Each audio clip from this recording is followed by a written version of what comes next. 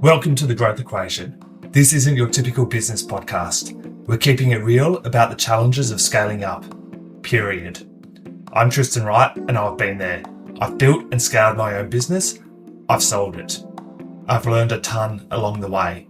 Now I'm bringing you the no BS stories of founders who are in the trenches right now, navigating that messy middle. We're talking advertising, marketing, design, creative, branding, the whole 9 yards. Doesn't matter if you're a solopreneur or running a team of 100. Everyone's got a secret sauce, that thing that makes them different, better. We're going to uncover it. So grab a coffee and let's get real. Today we're talking to John Reed from Love Hate Design. John, welcome. I want to hear all about the name Love Hate. We were chatting about it before. I said this is going to be the first question, and I'm sure there's a story behind it. Well, it may surprise you to learn that it goes right back to my uni days. It's very much back then. That was about with any sort of project, there was the initial excitement and the enthusiasm for the idea, and everything's possible. And you've got so many great ideas, and then slowly that funnels down into your chosen direction. And then that's got to turn into execution. And sometimes that execution would, as a uni student, would leave you at 2 a.m, just frantically churning stuff out. And that might be where a pinch of hate might sort of swing in. But as my brand strategist and my copywriter says, these days, it's just all about the love. It's just about love. We've been doing it for so long now. We've reached a stage where we can avoid situations where we end up in that kind of mindset, which I'm very, very passionate about creativity and finding different ways to express it, and positioning us as something that's above the execution, so that we're the ideas. And today that may turn into logos, websites, brochures, that kind of thing. In 10 years' time, we might be doing something completely different. But the idea is that good, strategic, well-reasoned, and appropriate branding will always be a yardstick that we can measure our business decisions against.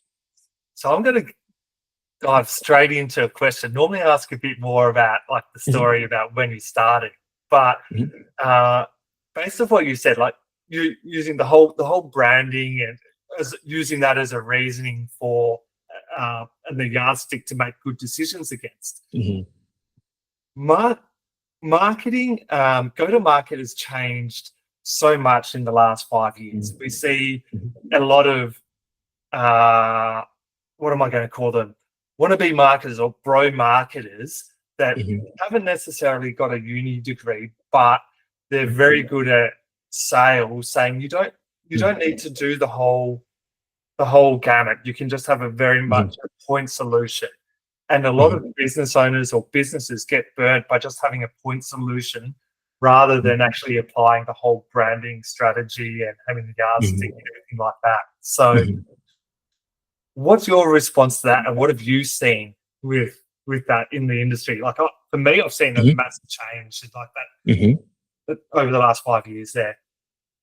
Well, certainly in many last 5 years is a good way to put it, because it was 5 years ago we swapped from being Love Hate Design to Love Hate Design and Brand, and we really narrowed it in and started making that the core part of our business. So what have I seen? I've seen the power of working out what's special about any business and getting it down to something which can be said really quickly. So for us, just using myself as an example, our strapline is stand out, be heard, grow. So we're instantly putting people in the mindset of what we're there to do. We're there to help them differentiate. We're there to try and help them get their message through a very crowded and busy marketplace. And it's all being thought through in terms of how it's going to help their business or their project flourish. Making something overt like that can sometimes be a deceptively difficult thing to do. I often go back to a meeting we had with clients when we were presenting this sort of brand strapline to them. And they were a bunch of geoscientists, and the tagline was "More from your mind." And you could see that they were trying to rebel, like, no, that's too simple. No, but we do that. And then they go, no, that fits in that category. No, but we do this. Oh, no, that fits in the category. And then one of them said, oh, yeah, that must have taken no time at all. I said, no, it's like the old philosopher sort of saying, I once wrote a long letter because I didn't have time to write a short letter. That sense of being able to distill something down to its essence is one of the most powerful marketing tools I think any business or brand can have in this very crowded, very noisy landscape where everyone's got a million demands on their time. And, as in Australia, we're trying to work on improving people's work-life balance, but really there is cacophony coming at people all the time. So we are always designing, branding, copywriting, assuming that people have a million other things to do. Yeah. And I think that's an incredible asset for any business. Totally. So, going back a step, how long have you guys been in business? Like, what was it that triggered you to get into business yourself? Right. I would say there's a couple of answers to that. So bear with me. I always had private clients. From about 6 months into my my uni degree, I started having private clients. And that was really an important learning process for me initially because of learning all that other stuff that they don't teach you at uni, the ideas, the psychology of managing client relationships and learning how to communicate with, in those days, printers and things like that to get the best possible results, and learning the things that can go wrong and setting up systems to handle all of that. So I was always doing that. And over time, I accumulated more and more freelance clients while I still had a day job. And it reached a stage around about 2007 where it was just becoming untenable. I was stressing myself out trying to make sure that everyone was taken care of. And so I made the big leap and I swapped out then. And then I was kind of a solopreneur for a little while, where I would definitely continue having the private clients, but I was also freelancing in design studios and ad agencies around Brisbane. I got known as Happy John at a bunch of them, where I sort of tried to bring a good sense of energy every time I came into a place, because ad agencies are fun. You come down into all this creative energy and excitement going on, but I like to visit. I don't like to live there. Because, and this will circle back around to why do I work for myself? I don't fit perfectly well into, particularly my last full-time job. I didn't fit in super well inside the organization of their own business. I was always wanting more information. I was always wanting more contact with the client. I like lots and lots of information. My attitude is always drown me. I don't just give it all to me, please. I want to know it all. And so I guess in many ways, the reason I went out on my own was because I like to control the compromise that's coming. Nothing's perfect, but I want to be talking to the clients. I want to be talking to the supplier. I want to be able to be there, and I want to be in the position to constantly ask why. This is one thing we say to people when they start work with us. If you don't like being asked a lot of questions, we are probably not the right fit for you. But if you do, we're going to have some great conversations. Awesome. So where is it? So that was 2007 that you... 2007, yep. Mm-hmm. And it's 18 years on since then. Yes. So I'm sure there's been lots of... it's been a roller coaster journey. I'm sure there's been highs, there's been lows, there's been hirings, there's been firings, all of the above. Where are you guys now? Like, so we'll go to the journey in a second, but where are you in business right now? We're positioning ourselves with a really dynamic kind of setup, so that the core of the business is myself, my wife and business partner, who's our brand strategist and our copywriter, and everything else. She's just so incredibly talented. And we have a web developer who's been doing it since there was an internet. He's just amazing. He's one of those guys.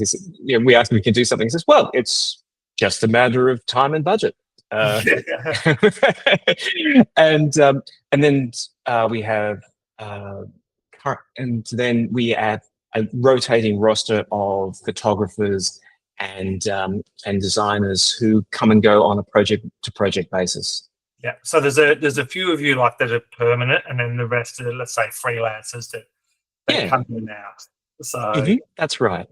has that been your model the entire time, or has there been a time where you've had more permanent staff or less permanent staff?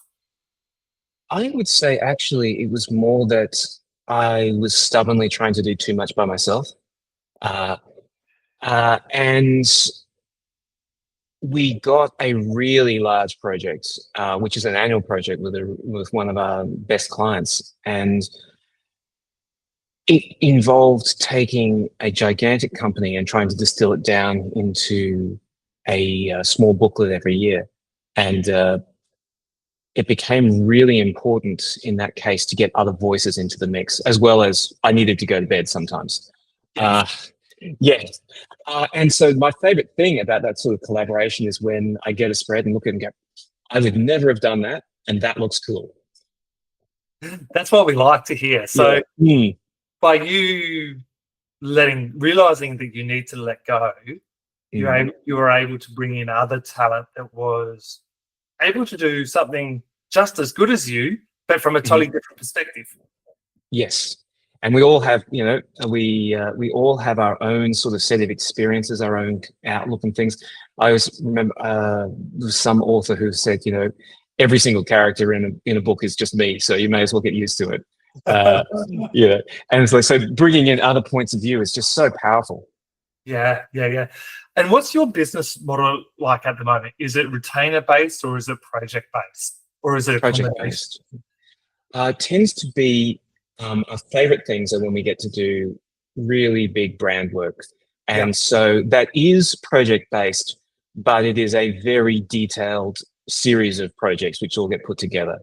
It's a lot of estimating and projecting, but it also creates a roadmap for the clients, so you can kind of give them something to stand upon, something to sort of measure how they're progressing through the branding process, in a sense of where it starts and where it'll be time to make key decisions and perhaps adjust strategies as we go. So whilst it is project based, like it might be a 6-month or a 12-month project. Yep, absolutely.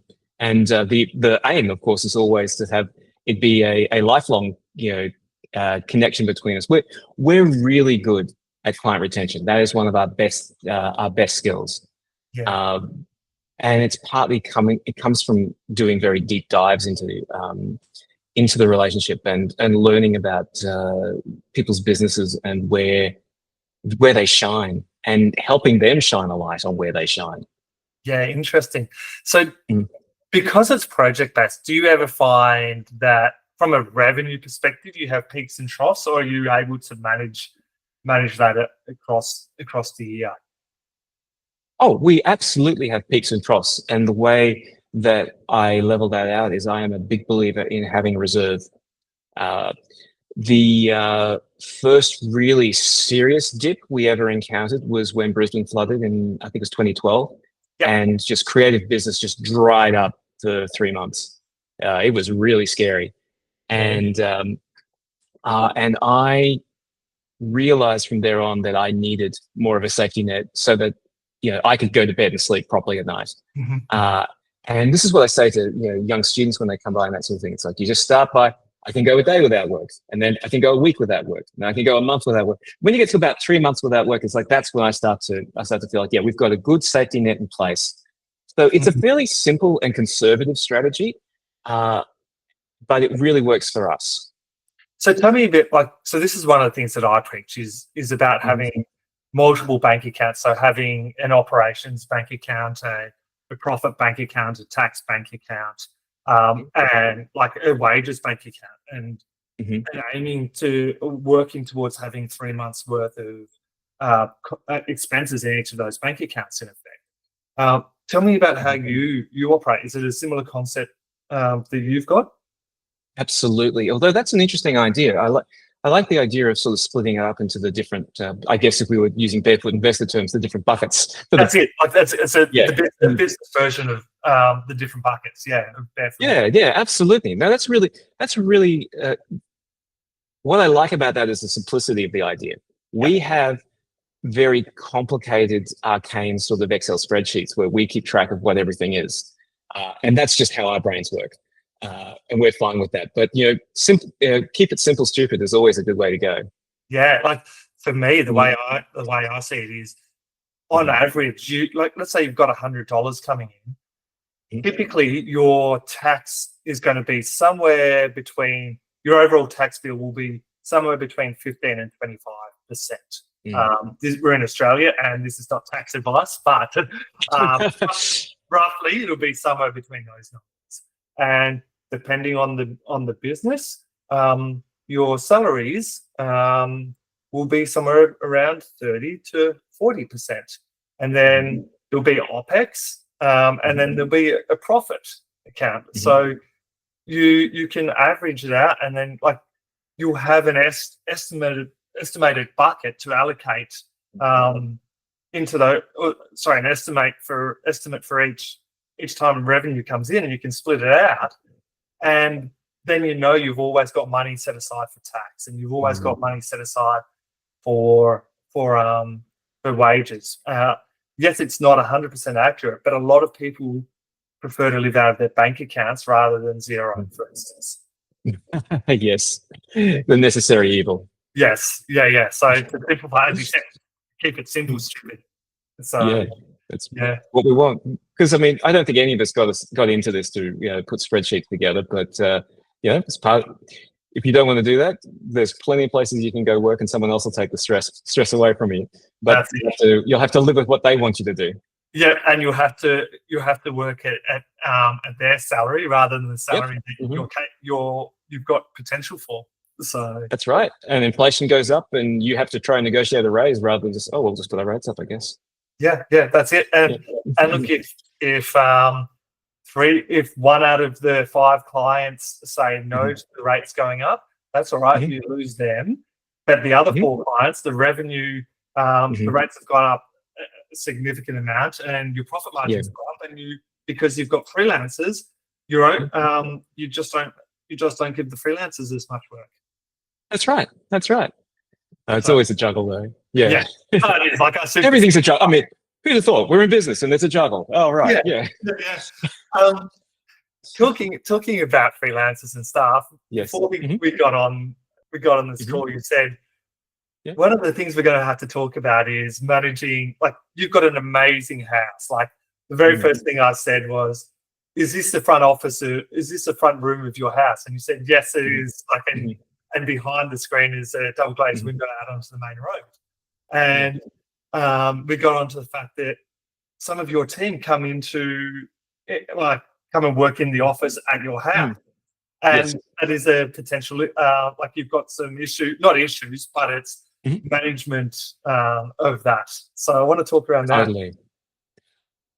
Well, if we had our druthers, every single freelancer would come in here and hang out with us and have lunch with us and work beside us, and we'd all be there and be vibing off each other. We'd be just having that fun sort of catch up too, where you just get a little bit of osmosis, where you learn from it. Because I really do believe no matter what level of experience we're at, we can learn from each other. I've learned just as much from, because there are younger designers who've just been trained to know things that I don't. And then there are silly things I can learn because just from going back to having trained on Quark and stuff like that, and how everything for me is just and I've had people go, where are all the tools on your computer, John? But but I've learned just as much from like the way people organize themselves or different apps that I didn't know existed and things like that has been amazing. The real advantage in terms of running a tight ship in terms of our budgeting of each project is the ability for me to just look over my shoulder, see what someone's doing and go, oh, wait, no, that's not at all what I meant. As opposed to we have a chat the next day and something arrives and it's like, I just don't understand how you got here from what we talked about yesterday. And it happens, it's the beauty of design is that it is subjective and there are lots of ways to interpret it. I love being able to basically manage by walking around, that odd saying. I love doing that. However, post-COVID, that is not the world we live in anymore. We are in the process of trying to transition to an efficient way of having more and more people working offsite, with some elements like if we have web development being done offsite, that seems to work pretty well, because web developers are quite good about saying, how about now? How about now? How about now? And you just refresh your browser and you see what's going on. It's great. We have an excellent retoucher. I can give him a simple brief and it comes back perfect 99% of the time. I think probably because there's a little less creative in that. It's a matter of being creative in how he paints with lights and how he deals with tricky situations. But taking a subjective thing like the client has a need and we need to express that need in some way. Let's say it's in a 4-page brochure. I have gone through multiple variations of how I try and get the right information across to them. And I feel like it often has turned into me sinking more of my time into briefing than I probably should.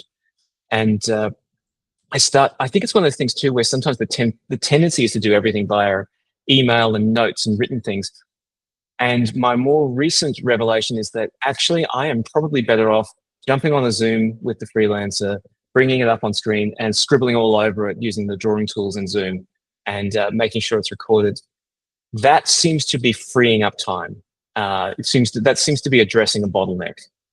And then the other thing I'm trying to get going is that sense of like, 2 hours in, just send me a progress PDF. It does. I understand it'll be work in progress. I understand it won't be perfect, but I need to sort of get that ability to nip something where there's been miscommunication or we've interpreted something in a different way, or there's just something really important that maybe I haven't had a chance to express to the designer because it hadn't crossed my mind, or they've gone down a really interesting avenue. But that ability to not lose chunks of budget to the fact that we're not in the same room is an ongoing challenge that we're still working out our answers to. Yeah. So, and I guess that the difference is synchronous versus asynchronous communication. So synchronous communication is you're able to work side by side and brief each other the entire time. Whereas asynchronous is you're only getting updates every day type thing. So, and it almost comes back to the quality of the brief, the depth of the brief. Like with people working in the office, like you're able to continuously brief the person because as you said, you look over your shoulder and you realize you missed a step in the brief, and you're able to just edit and adjust that brief just by having a conversation with them. Whereas now that people want to work from home, people are working from home, you can't do that. So and it comes back to the depth, the quality of the brief, and briefing in a way that works for you and works for them. So have you used tools like Loom, like sending video recordings, like a screen share, a recording of what you mean, or is it are you literally doing it all via Zoom kind of thing? Zoom, and I like a quick sketch in my sketch pad and send a quick pic that way, easy peasy. I can write. This is the way my brain works. I can drown in the detail of this if I'm not careful.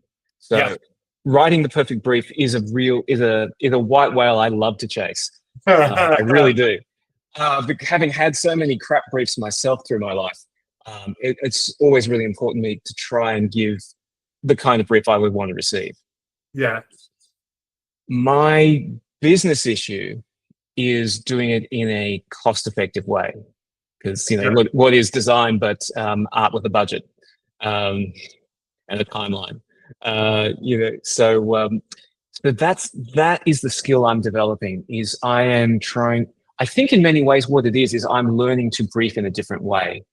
I'm learning a new skill as to how to communicate the needs and the outcomes we're after without just doing it for the freelancer themselves, which is completely defeats the purpose. Totally. And different freelancers or different staff will communicate in different ways. So some people like a written brief, some people like a sketch brief, some people need to be shown. So and your skill set might be just showing. So you need to learn how to understand how different people need communicate in different styles. It's like we need to understand them the same way we need to understand our clients to collaborate best. Yeah, when I onboard a new client, I ask how they like to communicate and how they like to learn.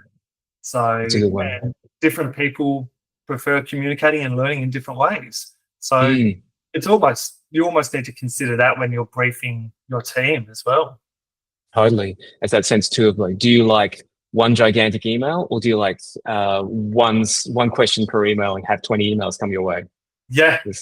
Neither one's right or wrong, but yeah.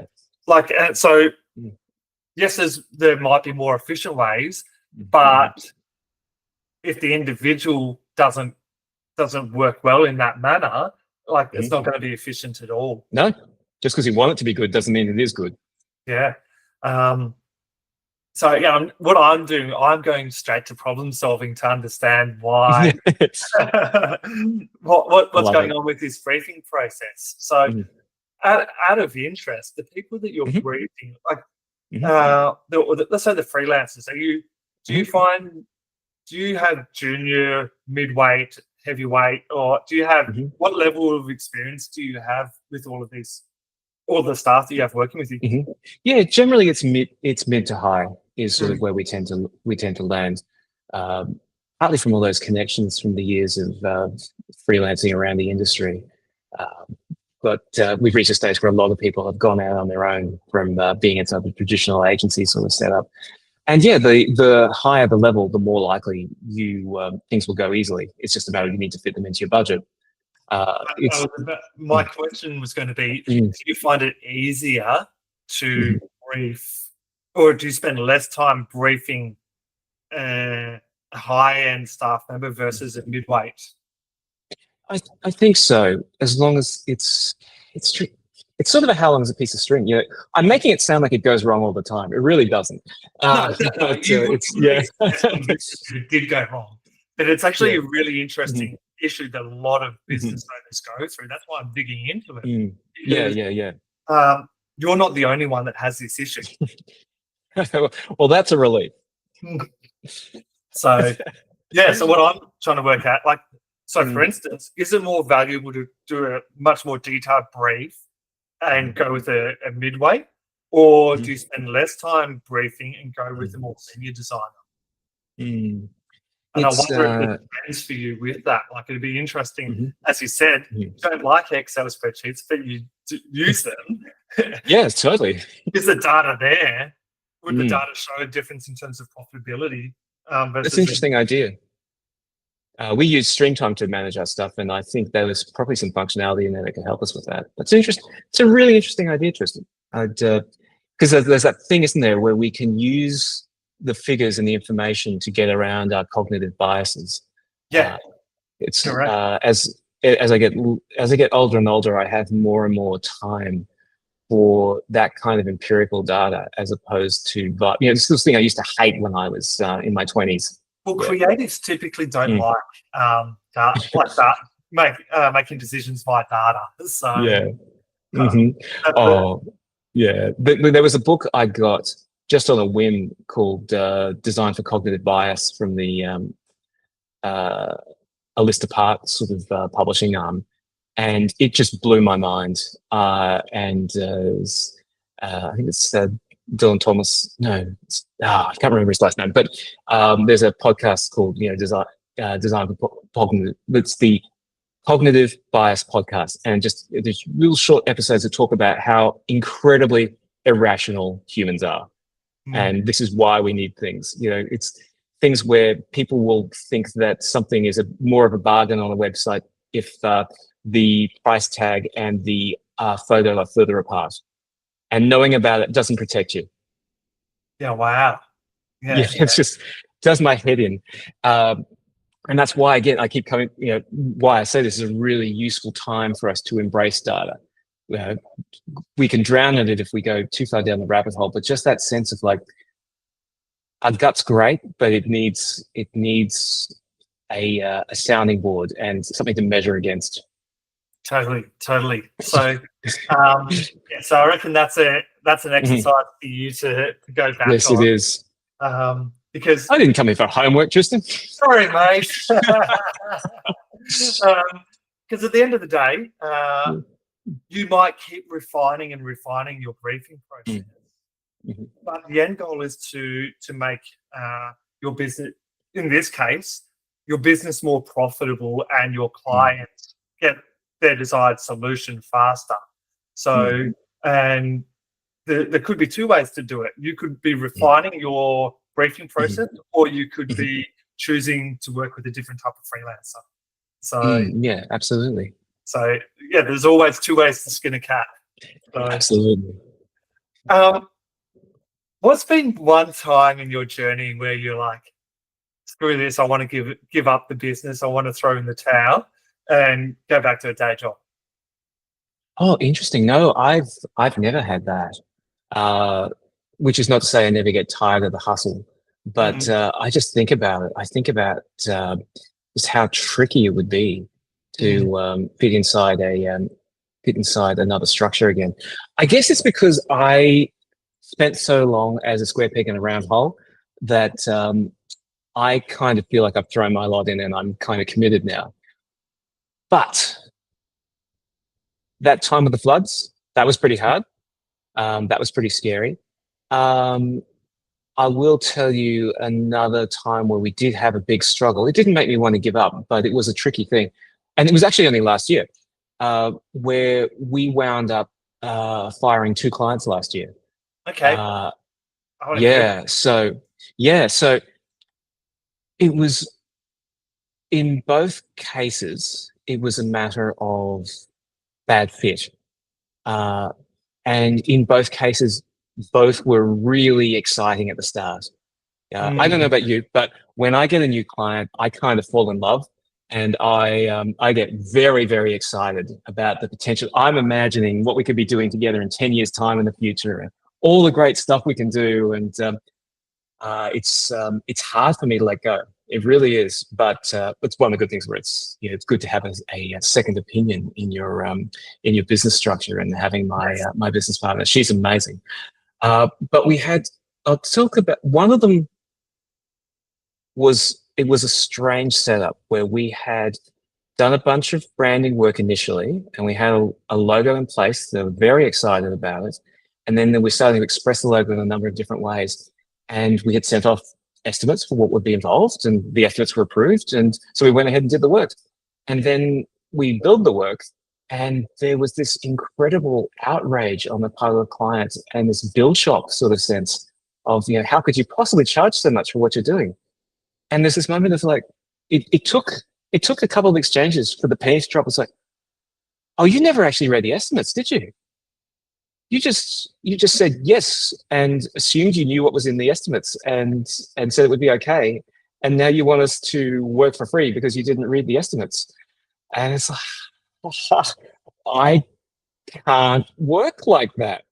I know there are other people out there who could run agencies who could work around this and find ways to manage the client and stuff like that. But my business partner, we just looked at each other and went, "No, this is going to take an emotional toll that we're just not prepared to pay." Mm, And it was cool work. We were really excited about doing it. No, this is going to cost us in ways that you can't necessarily put on a balance sheet, and it's going to interfere with us doing our best work because um, we need we need when we step away from the rough and tumble of outside, we create a spirit of calm in this studio when we're not dealing with, like, things happen, of course they do, but when we're creating stuff, we want a spirit of calm. And this client was a terrible fit for a feeling of calm, trying to do our best work. And so we made the difficult decision to end that relationship. And we thought, okay, well, that's it. That's that's the start of the year. We've got that sorted out of the way. We get a referral from one of our beautiful clients, someone we really respect. She's awesome. And she refers us to another person. And this other person is doing great work. She's really, she's reaching out, she's changing lives. It's like, this is amazing. This is exactly the sort of thing we want to be involved in. I've fallen in love. I'm getting really excited. It's like, we're going to get more and more of this kind of work. We're going to pick up this is going to be great. And, but they come with a legacy designer who has done a lot of their branding, and they want us to help them do their website. And then we have all these in-depth conversations with the CEO of the company, and it's all going really, really well. It's a small company, but she's gotten a lot of attention. And then we present the stuff, and then the feedback starts coming back from this other designer, and the feedback feels really strange. It doesn't feel particularly aligned with the sort of goals that we've outlined with the CEO and agreed upon. And we go through a couple of rounds like this where it's like, okay, so here's this big idea. And it's like, but we always do it like this, is kind of what kept on coming back, to the extent of wanting to make digital applications look exactly like printed material that had been created. And a really intensely rigid style guide. And I've done work with multinational companies, and they weren't as strict about their style guide as this small organization was. And we had reached a stage where we were frustrated and the CEO was frustrated, but they weren't prepared to remove the other designer from the workflow or the approvals process.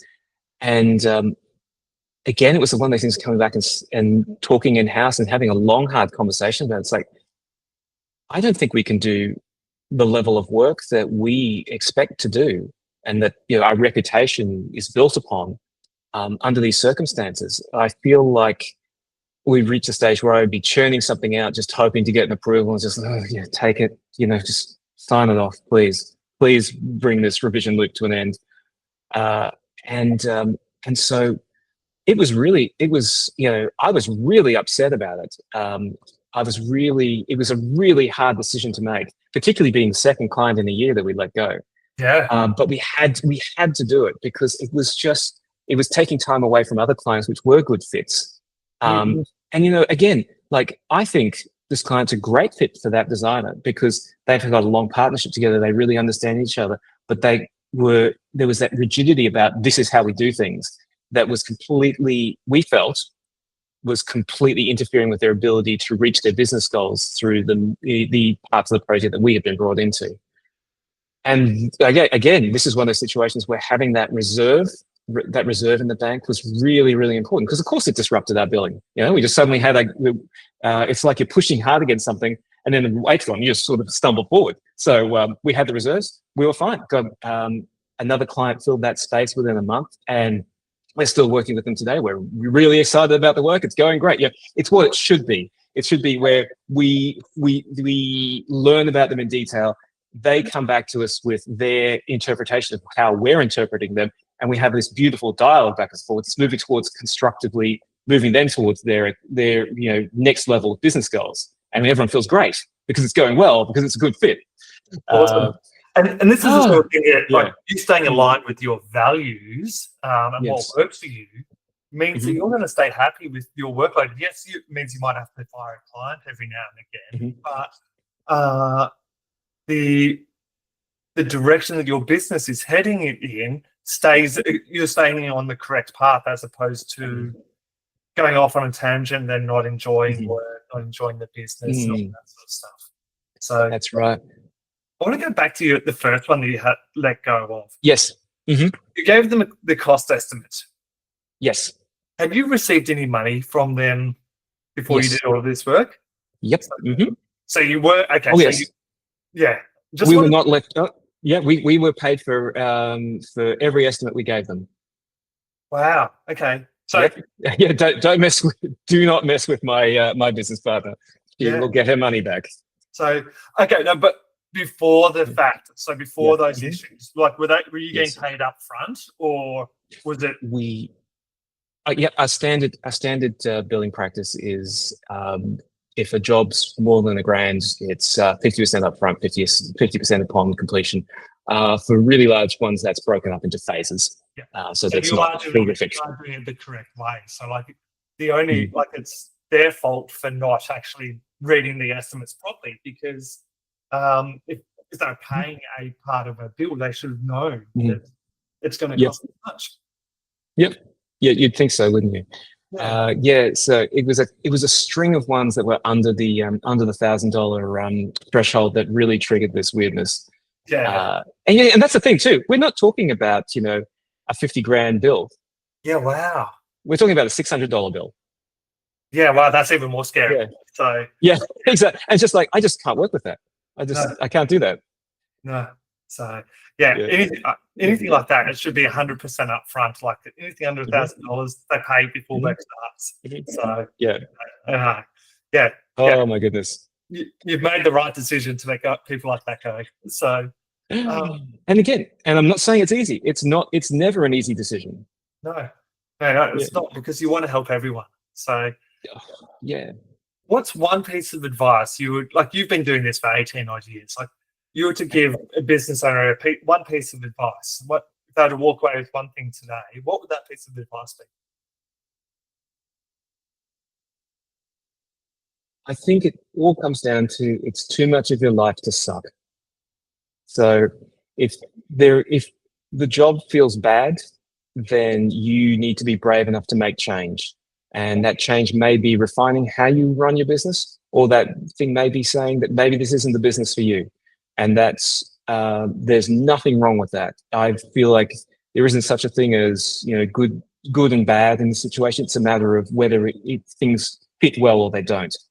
Mm. Uh, Speaking as someone who has an awful lot of trouble letting go of things sometimes, that is my most valuable lesson I can give to you. If it feels right,